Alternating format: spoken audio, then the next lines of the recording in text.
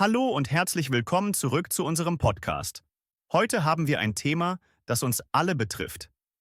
Die Rolle des Schlafs für mentale und emotionale Gesundheit. Ich bin Felix und bei mir ist wie immer die wunderbare Lisa. Hallo Lisa. Hallo Felix. Ich freue mich, heute über Schlaf zu sprechen. Es ist so ein grundlegendes, aber oft unterschätztes Thema, findest du nicht? Absolut. Schlaf ist ja irgendwie unser täglicher Begleiter, aber wir denken selten darüber nach, wie wichtig er wirklich ist. Manchmal merkt man das erst, wenn man mal eine richtig schlechte Nacht hatte. Da fühlt man sich am nächsten Tag wie gerädert. Ja, das stimmt. Schlafmangel kann uns wirklich beeinträchtigen. Hast du schon mal bemerkt, dass wir uns oft gereizt und unkonzentriert fühlen, wenn wir nicht genug Schlaf bekommen? Das zeigt, wie eng Schlaf mit unserer emotionalen Gesundheit verbunden ist. Auf jeden Fall. Es ist faszinierend, wie Schlaf unser Wohlbefinden beeinflusst. Aber Lisa, erzähl uns doch mal, warum Schlaf so wichtig ist.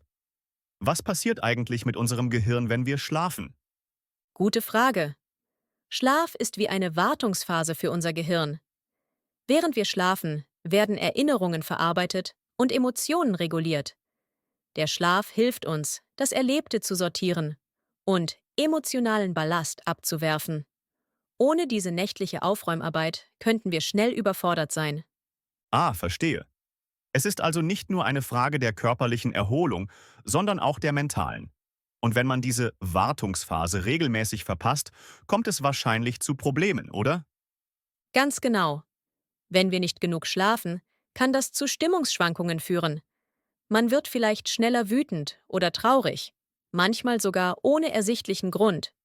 Und auf Dauer kann Schlafmangel sogar das Risiko für psychische Erkrankungen wie Depressionen erhöhen. Das ist wirklich beängstigend. Und ich habe gelesen, dass Schlafmangel auch körperliche Auswirkungen hat, oder? Richtig! Wenn wir schlecht schlafen, leidet auch unser Immunsystem. Unser Körper hat dann Schwierigkeiten, sich gegen Infektionen zu wehren, und wir sind anfälliger für Krankheiten. Schlaf ist also nicht nur für die mentale und emotionale, sondern auch für die körperliche Gesundheit entscheidend. Wow! Schlaf ist ja wirklich ein Alleskönner.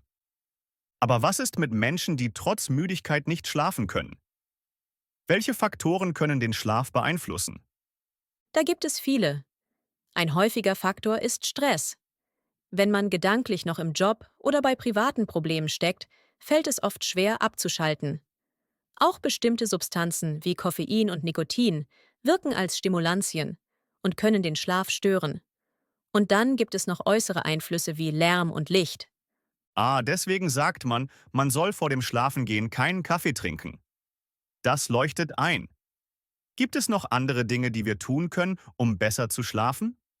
Ja, da gibt es einiges. Zum Beispiel ist es hilfreich, eine Abendroutine zu entwickeln. Eine feste Schlafenszeit kann unserem Körper signalisieren, dass es Zeit ist, zur Ruhe zu kommen. Auch Entspannungstechniken wie Yoga oder Meditation können helfen. Sie ermöglichen es uns, die Gedanken des Tages loszulassen. Das klingt alles sehr sinnvoll.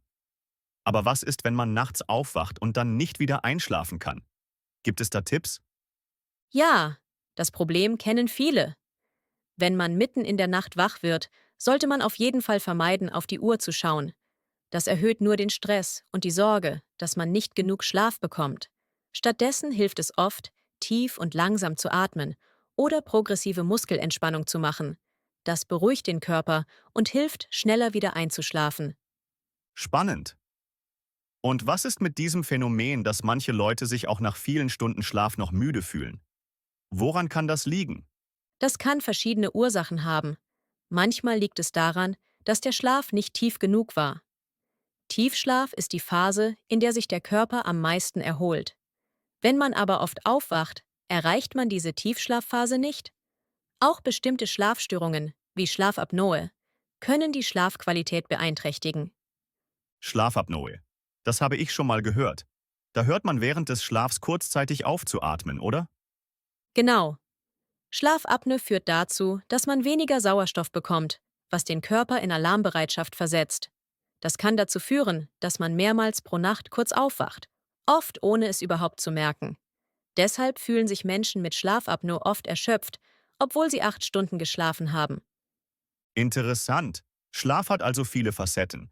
Aber Lisa, gibt es eigentlich so etwas wie zu viel Schlaf? Ja, das gibt es tatsächlich. Übermäßiger Schlaf, also mehr als 10 Stunden pro Nacht, kann ebenfalls zu Problemen führen. Es gibt Studien, die zeigen, dass Menschen, die regelmäßig zu viel schlafen, ein höheres Risiko für bestimmte gesundheitliche Probleme haben, wie Herzkrankheiten und Diabetes. Auch hier gilt also, die richtige Balance ist entscheidend. Ich merke, Schlaf ist echt ein komplexes Thema. Hast du vielleicht noch ein paar allgemeine Tipps, wie man seinen Schlaf verbessern kann? Klar, abgesehen von den bereits erwähnten Routinen und Entspannungstechniken ist es auch hilfreich, das Schlafzimmer zu einem Schlafparadies zu machen. Das heißt, eine bequeme Matratze, ein kühles Zimmer und möglichst wenig Licht und Lärm. Außerdem sollte man digitale Geräte, also Smartphone und Laptop, vor dem Schlafengehen vermeiden, da das blaue Licht den Schlaf stören kann. Ah, das mit dem blauen Licht habe ich auch schon gehört. Das regt ja irgendwie das Gehirn an, oder? Genau. Blaues Licht unterdrückt die Produktion von Melatonin, unserem Schlafhormon. Ohne ausreichend Melatonin fällt es schwer, müde zu werden und einzuschlafen. Daher gilt, am besten eine Stunde vor dem Schlafengehen keine Bildschirme mehr. Super, das nehme ich mir zu Herzen. Und was hältst du von diesen Schlaftracking-Apps? Kann man die wirklich empfehlen? Schlaftracking-Apps können hilfreich sein, um ein Gefühl für das eigene Schlafverhalten zu bekommen. Sie messen aber meist nur Bewegungen und Herzfrequenz und sind daher nicht immer ganz genau. Es ist besser, sich auf das eigene Wohlbefinden und weniger auf die App-Daten zu verlassen. Stimmt, da hast du recht. Schließlich kennen wir unseren Körper immer noch am besten. Lisa, vielen Dank für all die wertvollen Tipps und Erklärungen. Ich bin sicher, dass unsere Zuhörer einiges mitnehmen konnten. Es hat mir wie immer viel Spaß gemacht, Felix. Schlaf ist wirklich ein Thema, über das man mehr wissen sollte, denn guter Schlaf kann so vieles in unserem Leben verbessern. Absolut. Und wenn ihr beim nächsten Mal dabei seid, erwartet euch ein weiteres spannendes Thema. Wir sprechen über die Kraft des Nein-Sagens, warum es für dein Wohlbefinden unerlässlich ist. Das wird sicher wieder sehr interessant. Und ihr könnt natürlich dabei weiter neue Vokabeln lernen und euer Deutsch verbessern. Ja, ich freue mich schon darauf. Ein wichtiges Thema, das vielen helfen kann, ihr Leben positiv zu verändern. Genau. Also, bleibt dran und bis zur nächsten Folge. Danke fürs Zuhören und schlaft gut.